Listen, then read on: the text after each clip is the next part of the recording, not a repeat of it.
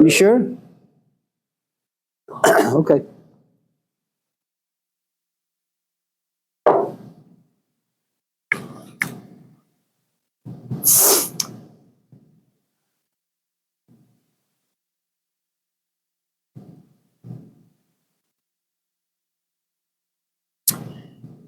You know, Jane Austen wrote a book, Pride and Prejudice, and I suppose you can watch the movie as well. It's a good movie too. That there is this family, they have, I don't know, 25 girls, and the middle one is the black sheep of the kids. Tradition had it that you wait until a man knocks on your door and asks the parents for one of the girls. That was the tradition. This one girl, on the other hand, I don't know if she's an intellectual, she's an introvert, but whatever her case may be, she doesn't just want to get married for a house. She doesn't want to get married for comfort. She doesn't want to get married for money. She wants to fall in love. And she doesn't want to fall in love with a loser. She wants to fall in love with someone who can think well, who's an artist, who has money. She wants a man who's like a Costco. You know, that his life is rich, inwardly as well as outwardly. And the funny thing about the book is that the sisters are not jealous of her. They don't resent her, they don't envy her. For some strange reason, they just say she's weird.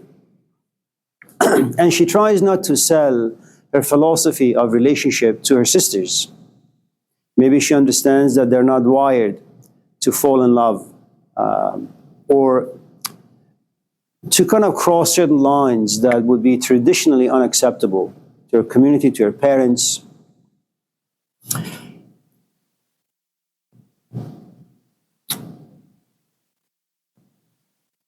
And I say this because the answer to your question, how do you cope with the ending of things? I think all of us in this class have had exposure to ideas and certain reflections that are not really meant for us. But we are exposed to them, we are contaminated by them, and we assume that we have the capacity to follow them. One of the best, I think, examples, you can find the Gospel of Mark, as well as Buddhist stories, as well as any cult that used to be around before, ancient cults. I'm not talking about modern ones, where they just sell people all sorts of garbage and trash. The Buddha had once argued, and Chris and Abi, of course, they're both very proficient in Eastern traditions, far more than I am. But if the story is right, that the Buddha, once he had his teachings, once he understood, he said, I only want to talk to people who have noble souls, golden souls. The Four Noble Truths are only meant for those who have a soul that's noble. You know, if I was to give it a Sufi twist or a Muslim or Islamic twist, it would be, there are various categories of people. Some people are like plants. They simply veg out. Some people are basically like rocks. They have zero movement, physically, intellectually. They have no imagination. They have no dreams, no fantasies. They're nothing. You know, I suppose it would be what Omar would ask. These are people, perhaps, if one could interpret it this way, these are like people who are very, very, very depressed. They simply lay in bed and they don't come out. And if they do, they wonder why. So they go back under the covers. There are certain other people who are like plants. They have movements, but it's not very much. And their shelf life is not very much either, or very long. Then you have animals, like us. You're engaged in society, you're engaged in the rat race.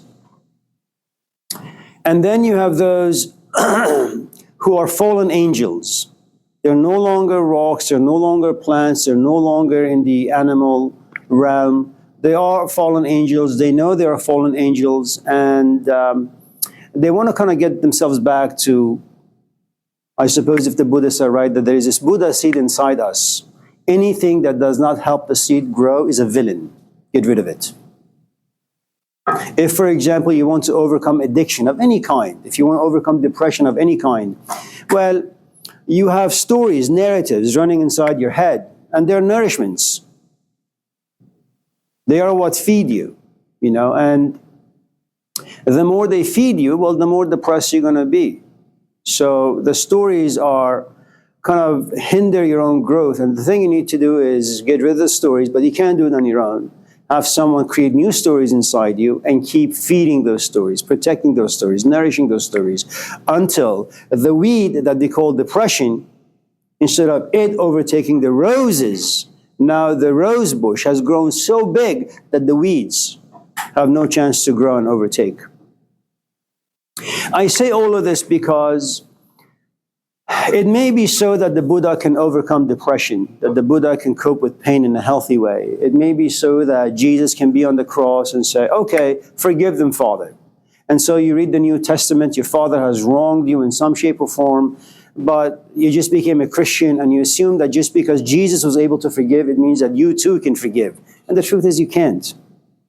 And I think what happens is not only do you have to carry the cross of having hate inside, you also have to carry the cross given to you by Jesus or someone who fed you Jesus philosophy, okay? And then you have to kind of also carry the fact that you want to do right by the philosophy of forgiveness, compassion, empathy, understanding, but that's beyond your capacity.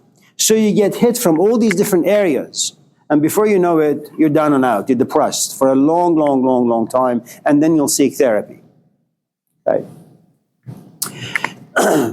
So, how do you cope with the ending of things? This is going to come from the Buddhist tradition, but again, it is not for us, unless you really want to devote yourself to this particular philosophy of life. So,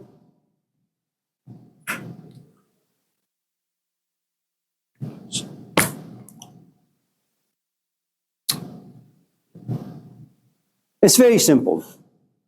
Things are born, all things are born, and when they're born, they have a certain shelf life,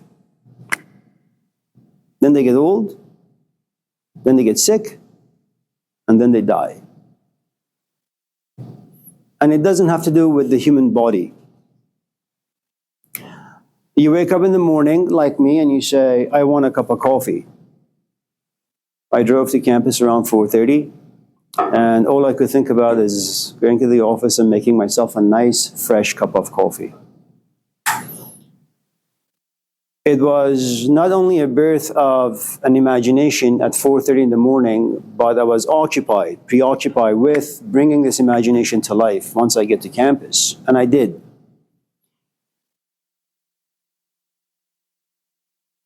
And the first cup was beautiful. Its life was beautiful. How it made me feel was beautiful. The imagination was beautiful.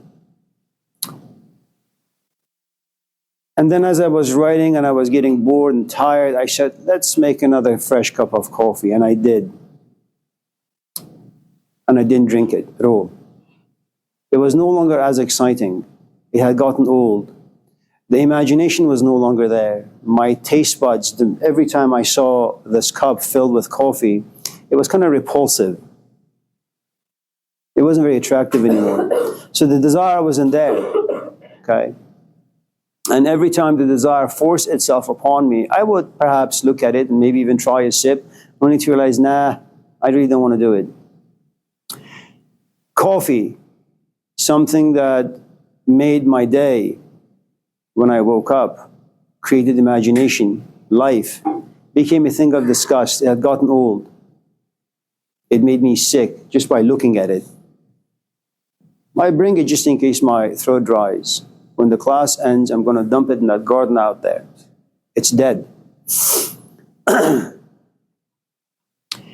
And what I suppose this particular way of looking at life, according to the Buddha, is there isn't anything under the sun that really has a long shelf life. Everything eventually gets old.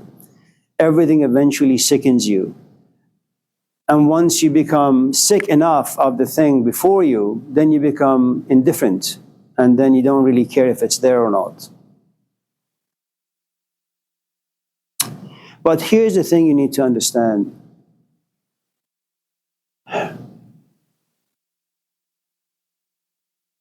If you have a lot of money in your pocket or in the bank, just in case you lose your wallet, sure, you'll be a little agitated, aggravated, but the truth is, you have thousands in the bank, you only lost $20.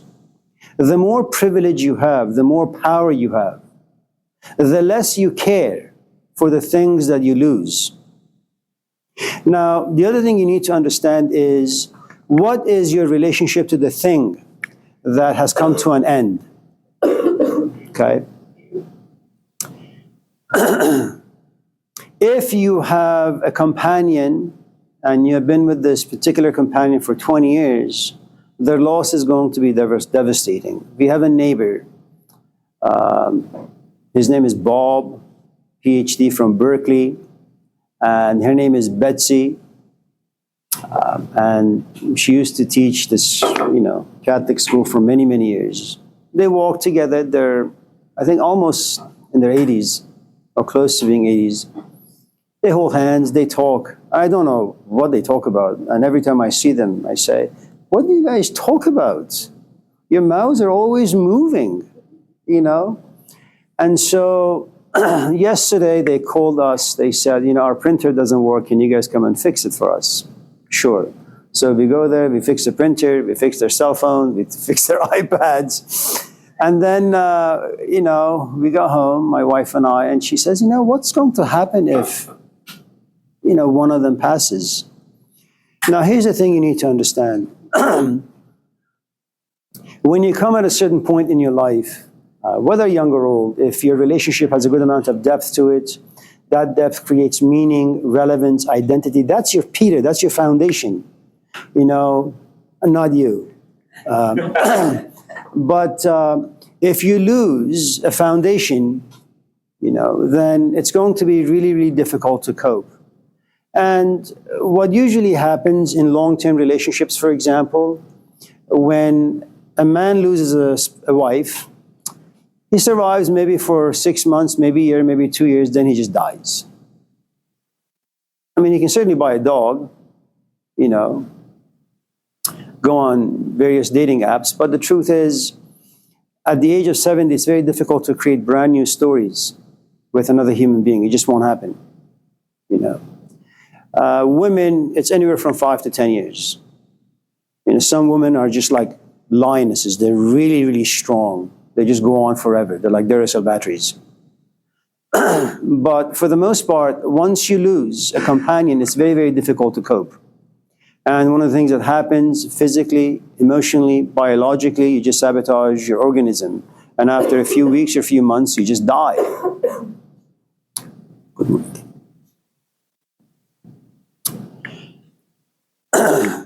Now, hello, Thomas. Yeah. The ending of some things really, really good. If you don't like your father, not seeing him is really, really good. It's cause to celebrate. So it really depends on what exactly it is that's ending. Some endings are a good cause to celebrate. Some endings kind of get you really sad and depressed. So, but again, if you want to really have a good amount of depth to this, maybe you should just take the Buddha's advice. It doesn't matter what path you take in life. It doesn't matter what relationships you go into. It's going to be lively. I mean, that's how you can kind of just figure out how your future is going to unfold. Yes, you'll be healthy. Yes, you'll be alive. Yes, you'll have fun. But just wait. The fun will go away. You'll be sad. And then after a while, there is no reason to be sad. And then you just become indifferent. That's how everything works. So maybe right now you're single, and maybe being single kind of gets you sad and depressed. But don't worry. In a few months, few hours, few seconds, few years, there is someone out there who'll come and say, oh, you're so cute. You know, you want to like hang out. And all of a sudden, the sad, depressed individual that you're all of a sudden gets excited. Don't get too excited though, just wait. You know, the beginning of every chapter is exciting. Just wait until you get to the middle part. Then you say, nah, you know, I want my own space. And then you text him or her. Yo, if I see you, I'll shoot you. That's Oakland way. As an Oakland native, I don't know if I can work that same fence. Well, maybe, I don't know, maybe you guys don't live in Oakland. So,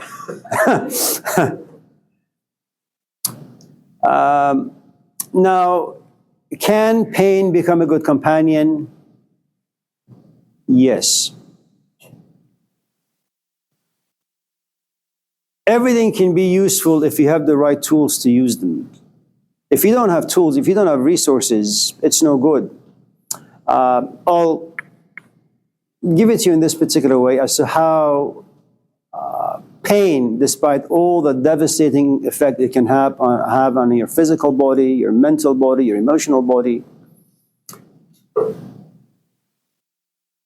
I'll give you a very, very simple example and then we'll go from there.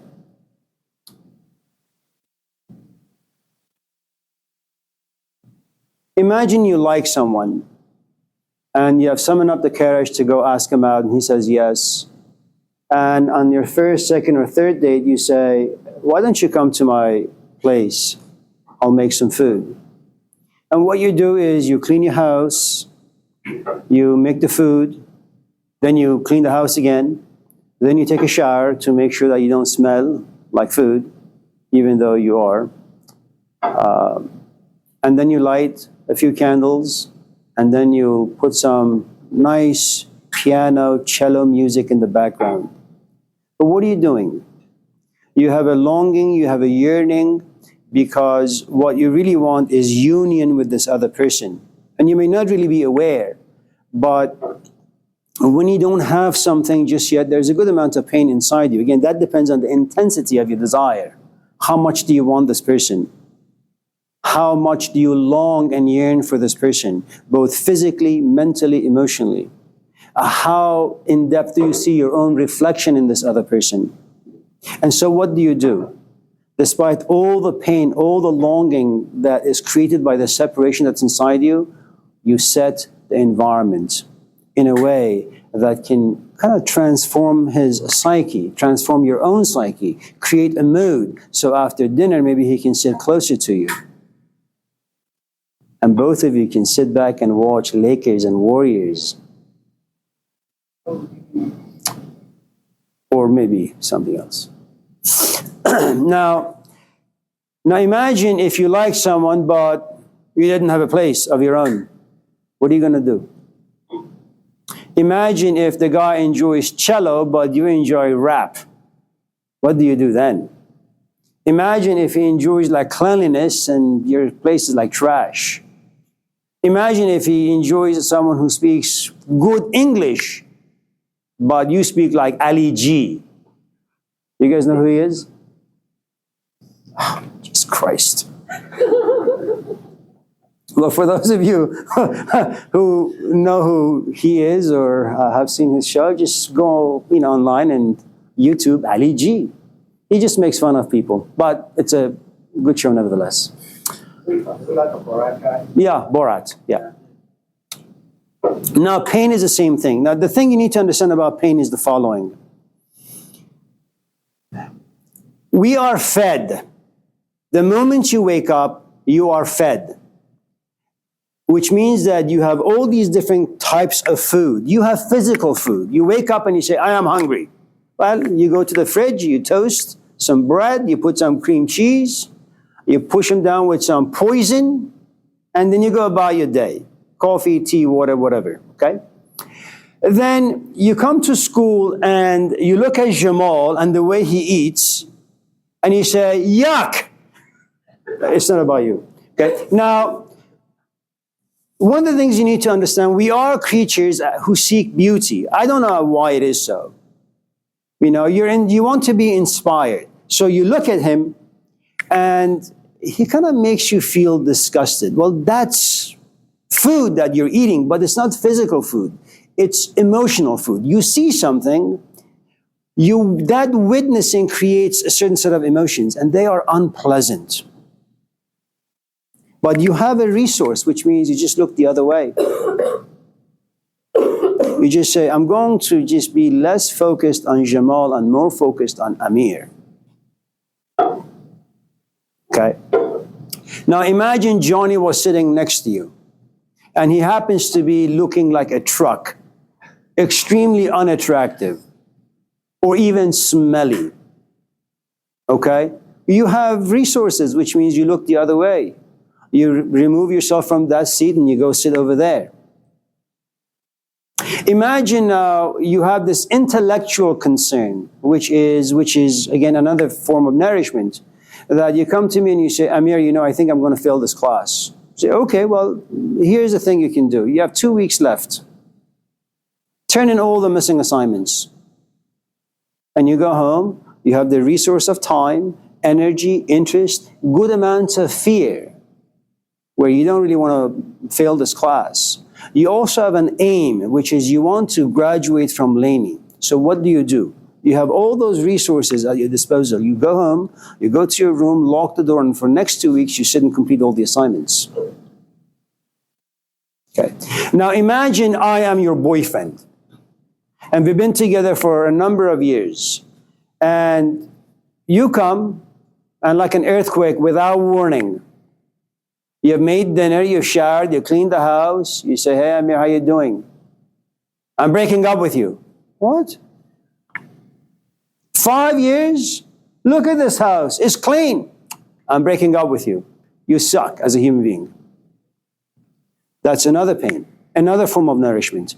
Now, the question is, do you have the tools, the resources to cope with this particular nourishment the way you're able to cope with, say, starvation, or someone not being as good looking, or someone smelly? If you don't have the resources, there isn't much you can do. And there are no easy ways out, especially, again, if the pain has roots that go deep within you. If, on the other hand, the discomfort or the pain doesn't have very much roots, you won't really care. After 2 or 3 weeks, or maybe minutes or hours, it's gone.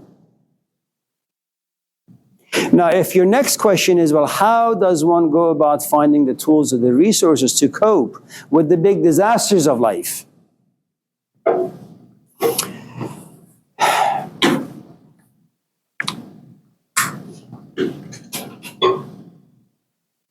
Imagine you want to build a house because you have a plot of land and it sits on a hill.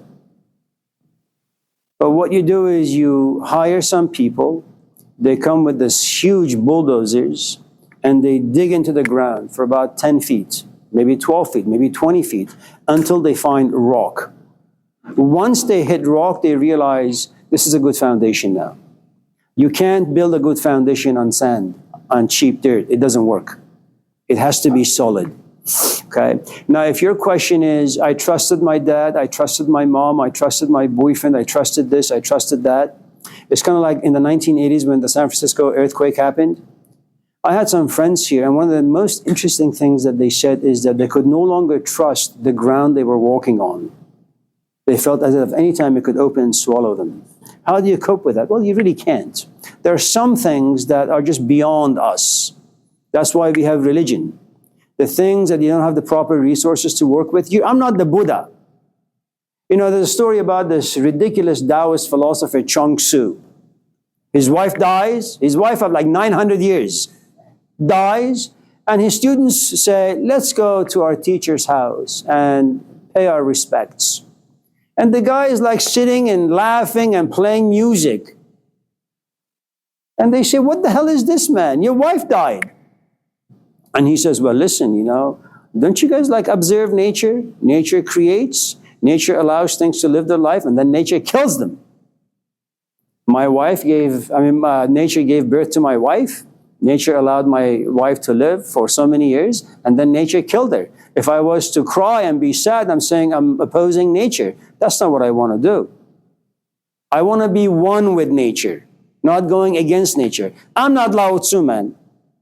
If you slap me on the right cheek, I will slap you on the left and the right and will kick you. It's the Oakland way. Ah, I'm sorry.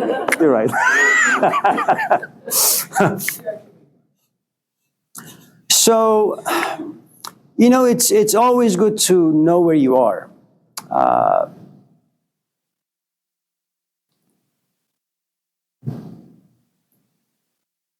Imagine that you have been sad and depressed, and you've come to realize in many ways you're just non-functional. They don't function well in certain relationships. You are a human being. Your body demands that it be touched once in a while. Something about your psychology demands that you would want someone to listen to you, to take care of you, to buy you coffee, to look at you, to appreciate you.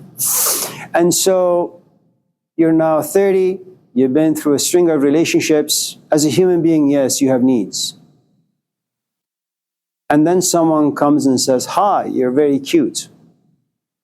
Okay. Now, you find them attractive as well.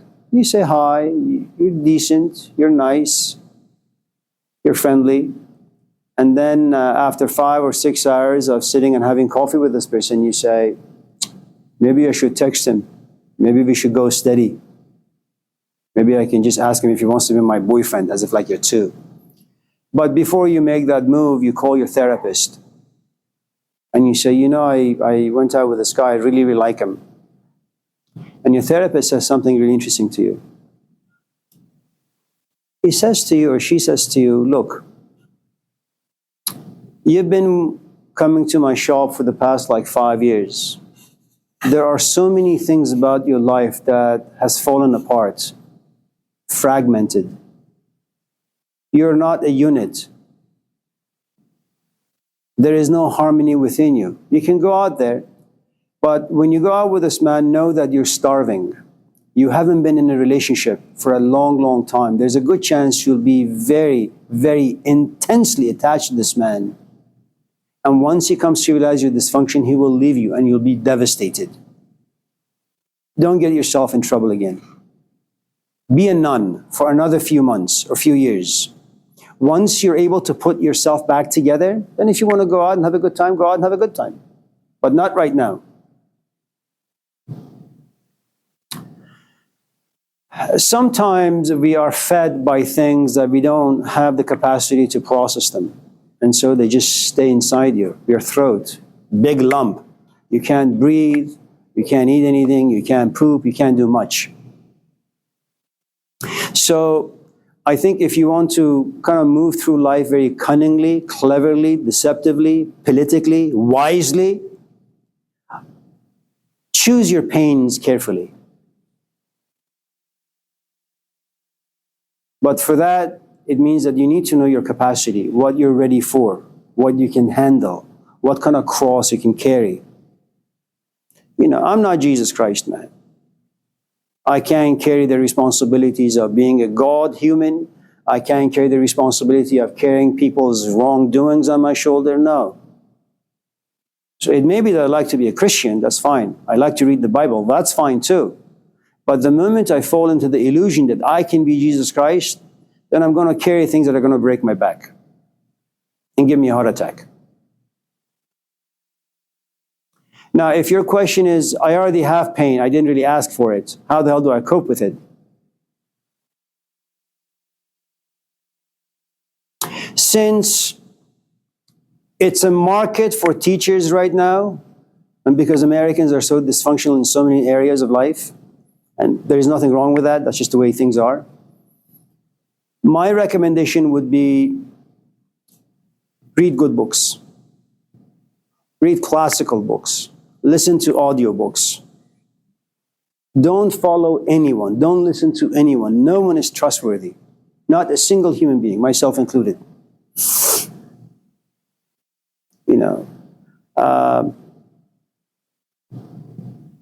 This thing in the movie Enter the Dragon with Bruce Lee, that there's a guy who comes at Bruce Lee and grabs a piece of board and punches it, and the board breaks in 10 pieces. And it's a sign, it's a symbol like, Bruce Lee, I'm going to kick your ass. And Bruce Lee simply looks at him and says, boards can't hit back. And the truth is, right now, you're not ready to wrestle with anything that's alive. The only thing that you want to wrestle with is the ideas that live inside the books. Let the ideas go inside you. Let whatever battle you want to be engaged in be the battles that take place within. You don't have the resources to be in a relationship, have a guy abuse you and cope with that. If you haven't taken algebra, don't sign up for calculus. If just walking on flat land exhausts you, don't go hiking on a hill. They're all going to backfire. So you need to have a good amount of self-knowledge in order to choose your pains well.